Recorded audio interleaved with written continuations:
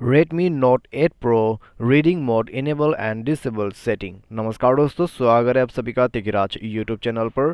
तो दोस्तों आज के इस वीडियो पर मैं आपको बताऊंगा कि कैसे आप जो है रीडिंग मोड को इनेबल और डिसेबल कर सकते हैं।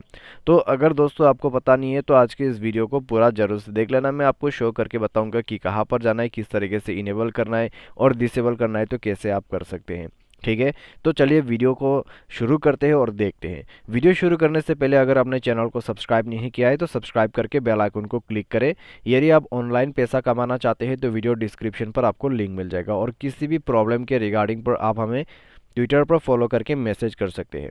तो चलिए दोस्तों वीडियो शुरू करते हैं। सबसे पहले हमें करना क्या है, यहाँ पे हमें जाना है दोस्तों सेटिंग पर और उसके बाद ओपन करना है डिस्प्ले। डिस्प्ले ओपन करने के बाद दोस्तों आपको मिलेगा यहाँ पर रीडिंग मोड। तो रीडिंग मोड को यहाँ पर जाके इसको ऑन कर ले और उसके बाद दोस्तों आपको मिल जाएगा यहाँ पे इनेबल करने का सेटिंग।